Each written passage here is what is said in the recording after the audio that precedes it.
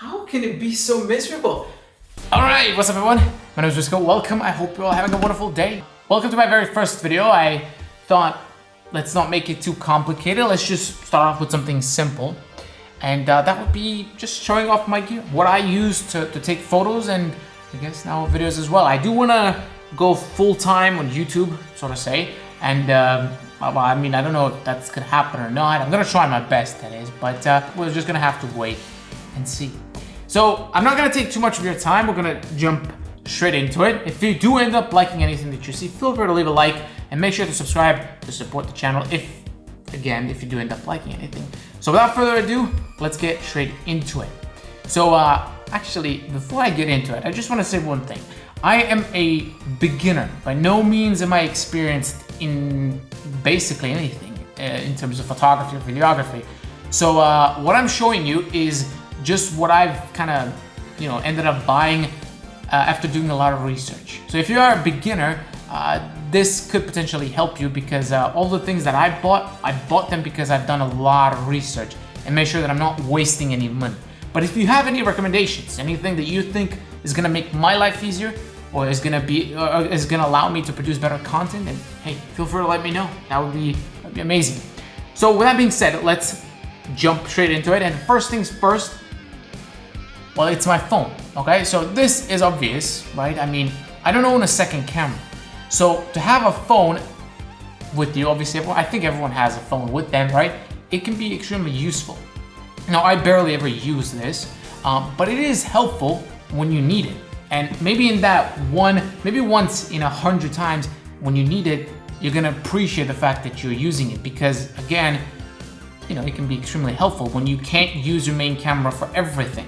Now this is a Samsung S20 Ultra, but I think pretty much all of the modern phones can be a pretty good replacement for a few shots. Now I wouldn't go as far as to say that this can replace the camera, definitely not. I think this is something that can only work in perfect conditions, But how often do we work in perfect conditions, right? That's kind of the biggest problem. But again, if you need just something very quickly, something that's not necessarily that important, I think this is gonna do the trick.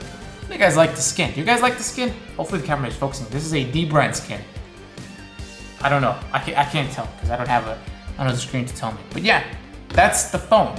Second thing is this. All right, this is actually really helpful. So this is what basically holds my camera when I'm on the go. So this acts as a small, little tiny tripod. Obviously you screw the camera in or on, and you can also carry it. Like it's a hand grip, right? And it's perfect for vlogging. It's perfect for, not just vlogging. Again, you can, obviously this right here is swivels. So it goes back and forth and you lock it in place. And so let's say that the camera, I wanted the camera to point towards what's in front of me and not to me. I can just do this. All right, let me just show you. So I could just, turn the camera to the other side and just do this, right? I think it's pretty helpful. Now, I'm gonna get into it more once I get to the other few gadgets in it, but this is what's gonna be used for my basic, outside vlogging / just kind of holding the camera. I don't know if I'm necessarily gonna be vlogging. I'm not gonna be Casey Neistat, but this is extremely helpful. It has these buttons on it. It has record photo. It can actually do some zoom in and zoom out, but I'm pretty sure it's all digital. And it has a programmable button, which is kind of nice if you think about it. It's really secure. It's really comfortable. It's obviously light. There's not that much to it, right? And overall, if you can spend some extra money, because it's not that cheap, and that has a lot to do with the buttons that it comes with, but it is extremely handy when you have the record button straight at your fingertip. So I guess it comes with that cost. So yeah, that's just something to look into. All right, the next thing is, well, I guess we're gonna just have to take the backpack. Okay, so can you guys even see me? I'm not actually sure, but let's just hope that you can, okay? That new smell, I don't know if you guys like the new smell. I don't know what I'm saying. All right, so this is my backpack. This is what I use when I go out.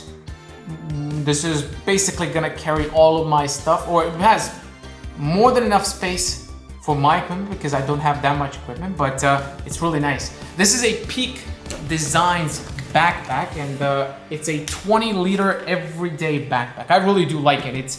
It's really, really nice. Now let me actually take this out straight away. It has these pretty nice safety features, so to say. I'm sure that a lot of you know what this is, but we're gonna get to that in a second.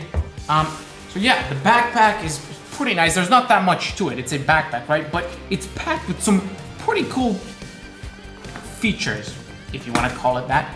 So you can see there's a latch like this. You have to pull it, and then it basically grabs one of these metal plates, and then it holds it pretty tightly. So if someone doesn't know what he's doing, he's just probably gonna try to pull it, and you know, given that someone tries to steal it. But yeah, it has a ton of space. This is where my camera goes. It has a ton of space in it. It's split into 3 parts. You can obviously do it whatever you want to do with it. And it has these openings on both sides, right here, as you can see. And we're gonna get to this bad boy in a second. But yeah, there's, again, I don't really have that much equipment, but yeah, that's, see? I have a couple of things, a few things packed in it, but not that much. Okay. Again, the backpack is, well, it's a backpack. It's really nice. I like it. It has magnets on the back, so it's, you know, look at this, right? It's pretty nice. It's pretty nice. It's black. It's a backpack. Okay. Now, let me just say this before I go any further. If you are looking to basically make sure that your gear is as secure as possible, then I would recommend something like this. I'm not saying you should get this one is not that cheap, but just get a backpack that actually isn't gonna destroy your equipment. You need a well, you don't need, you can probably improvise, but I would highly recommend you to get something that has these basically splitters or whatever, dividers, that probably is how they describe it, the dividers, right? Because you wanna make sure that your lens is not with your gimbal, or your lens isn't with your camera, given that it's, you know, not attached, right? So yeah, that's, again, it's a backpack. I really like it. I think it looks good, and it has all of the things that I need a backpack to have. All right. Next thing is the lens. Okay. So this is my photography lens. This is my main lens for photography. Now the one that's on the camera right now is a Zeiss, Sony Zeiss, 16 to 35 millimeter. I'm putting, sure, yeah, it is, f4. Now that lens is not bad at all. You can actually take pretty nice photos with it, but it's not gonna get you the same kind of results as something like this one. And I believe this lens is only like 500 bucks, and it's an f1.8, really?